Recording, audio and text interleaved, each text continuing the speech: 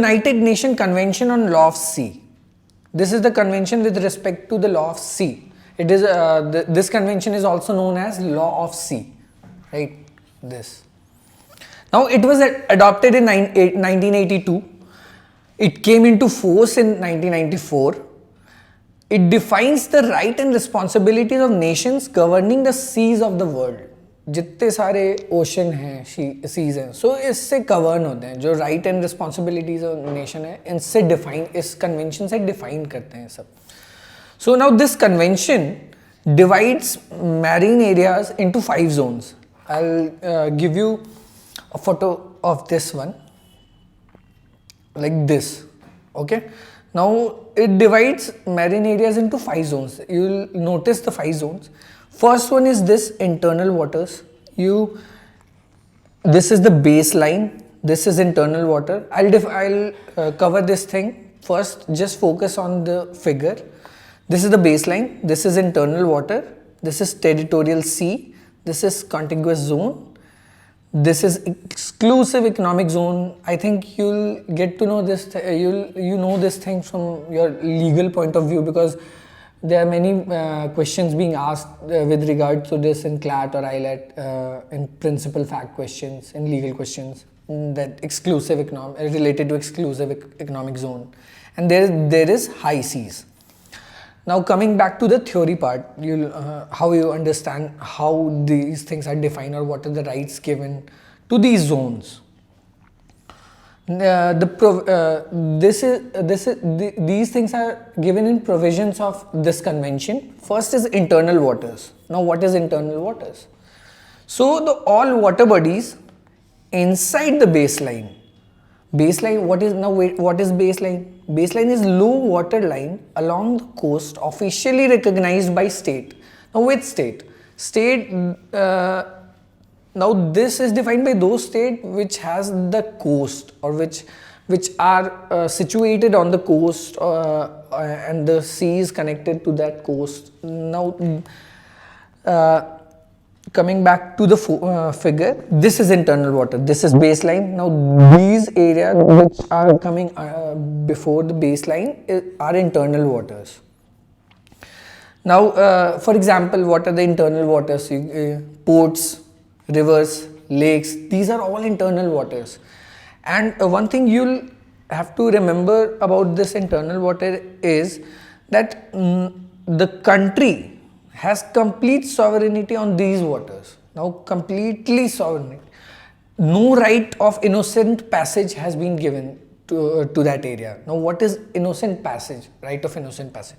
Now innocent passage is those areas, those rights which are not prejudicial to security of the state, right? So the other country vehicle will not get pass over the internal water, but this right has been given in territorial waters.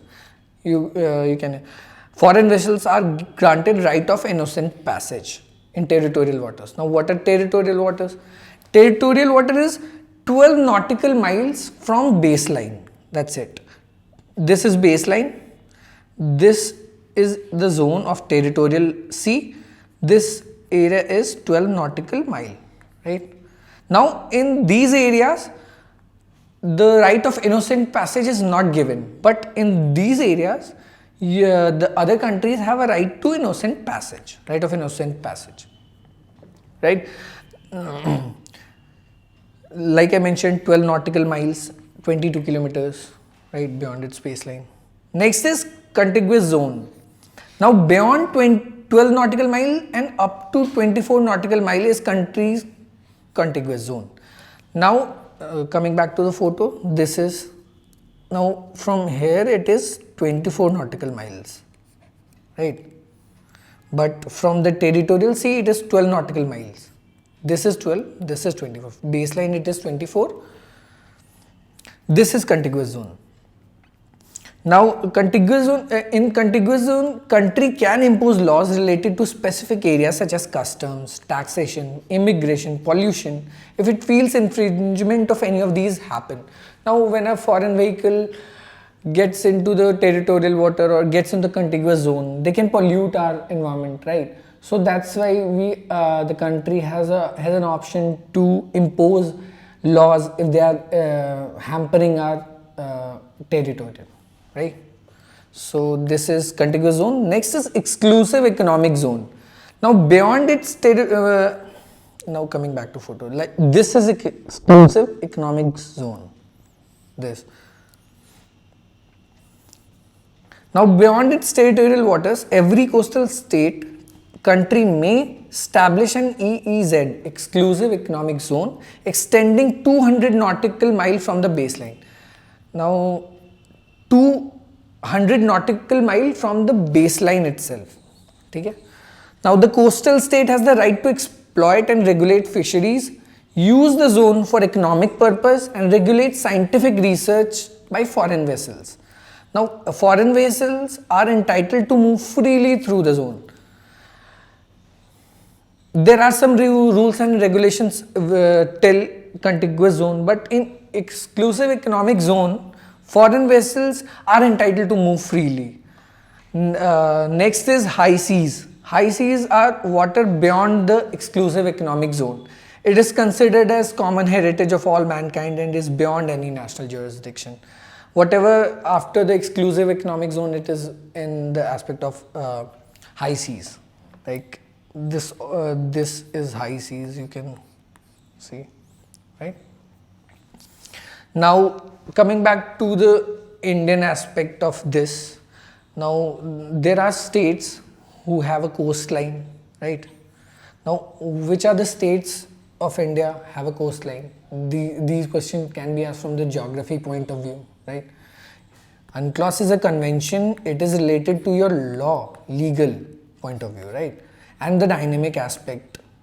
But when you relate this thing with geography or India, you have to know about the states in India which are having a coastline, right? So Gujarat, Andhra Pradesh, Tamil Nadu, Kerala, Maharashtra, Orissa, West Bengal, Karnataka and Goa. These are the states which have a coastline. Now let me mention this thing in my map. This is the map, right? So this is Gujarat, this is Maharashtra, this is Karnataka, this small state is Goa, this is Kerala, this is Tamil Nadu, this is Andhra Pradesh, this is Orissa, this is West Bengal. Now these are the states which are having a coastline because the sea is attached to these states, right? From this to this, West Bengal. Now if you are focusing on this area, this is Bangladesh, right? So this is not a part of India. So till West Bengal we have. Now there are some fun fact with regard to map. If you map the states, you'll enjoy these things. Even in preparation, just map some states, map the countries which are in news recently. Like if you see some news with regards to international relation, map those countries, you'll get benefit from every point of view in every exam. If you get any factual question related to this, you'll solve these questions. Now you get now you know what are the states which are having a coastline, right? Now there are three coasts which I have mentioned because these are important coasts of India.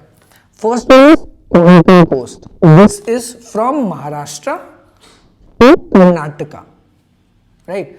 And then this is Malabar coast. Malabar coast is also is from Kerala to Karnataka, but the Goa part is missing in Malabar coast, right? Goa ko chhod do. But Konkan coast covers some aspect of Malabar coast also because it is being extended to Karnataka. Then there is Coromandel coast, which is from Tamil Nadu to Andhra Pradesh. So these three coasts are important. These states are important because these are having coastline, and because this convention is in news, so you must have witnessed some sort of question from this topic also. Now again I'll give you a case study just to retain these aspects of how why these conventions are important, why they are in news. This was in news in, I guess, last 2020, last month of 2020 or 2020, early 2021. This case was in news. So this case, the facts are that there was this case is between Italy and India. Now, Italian oil tanker, which is being named Enrica Lexi, was traveling off the coast of Kerala, approached by Indian fishing vessel. ठीक है? In 2012. ये incident 2012 में हुआ था. Now then, 2 Italian marines on board fired what Italy contends were warning shots at the ship. 2 Indian fishermen from Kerala were killed. Now, Italian oil tanker was traveling off the coast from Kerala, right? Foreign Indian vessel was just nearby. So, approached by this oil tanker was approached by Indian vessel. Then 2 Italian marines fired at Indian fishermen, and in which 2 Indian fishermen were killed. Who was from Kerala. Now, this case has been approached in the International Tribunal for the Law of Sea. Now, this is the court established by the convention. This court is being under the convention of UNCLOS. So, Italy approached the court in 2015. Now, matter was heard by Permanent Court of Arbitration in July. Now, these things are not important, that which court has been approached by which country.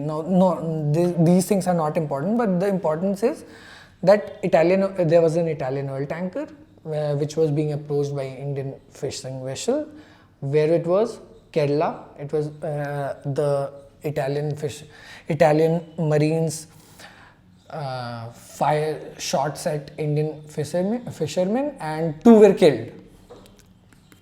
Now, next is, what are the arguments of India and Italy with respect to the case, right?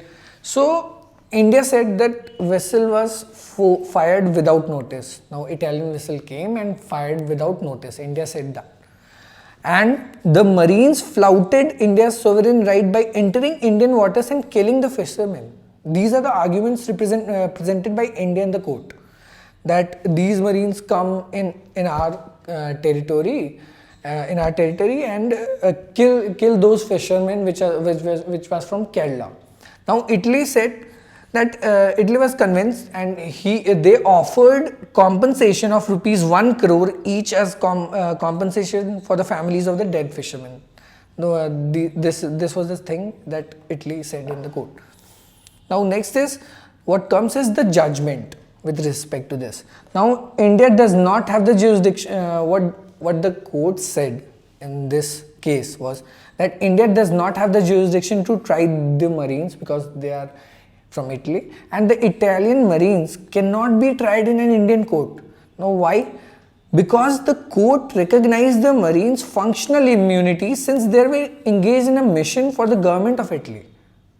Right? So, those marines were given functional immunity by the court because they were engaged in a mission for their own country, for the government of Italy. So, they are having the special kind, that functional immunity. These things are special privileges given to nationals of country which are doing something for nation or for the government. That's why. So, functional immunity. Functional immunity, right? So, next is, the court said that Italy should compensate the victim's family for the killing of the fishermen, and both the countries are to jointly fix the amount of compensation. I mean, the case was settled early this year, I guess in January 20. Yeah. So, again, there are some questions related to this topic, related to United Nations Convention for Law of Sea and the Indian aspect of the convention. Now, again, this is a purely geographical question. Which state has the longest coastline? Gujarat. Now, you can refer from the figure itself. Gujarat has the longest coastline with respect to states. Next is, which part of India has the longest coastline if we include both states and union territory? Now you will get confused when state and union territory both are combined. If both are included in the question, then Andaman and Nicobar is the answer. If we are talking about state, then Gujarat is the answer. But if we talk about states and union territory both, then Andaman and Nicobar is your answer. Now India ratified the UNCLOS convention. This convention in which year? 1995. 1995 was the year when India ratified this convention. Now again, this is also the geographical question. With which country India shares longest border? It is Bangladesh. And which country shares the shortest border with India? Afghanistan. Now coming back to the map. This is Bangladesh. Pakistan is also there. So Afghanistan has the shortest boundary, shortest border with India, and Bangladesh has the longest border with India. Now, how India shares maritime boundaries with how many countries? This is also a very important question, I guess. 7 countries. India shares maritime boundaries with 7 countries. Now, I'll give you a task. Just map those 7 countries through which India share its maritime boundaries. Just map in any map from book. You will get Oxford mapping book. So, just map these countries.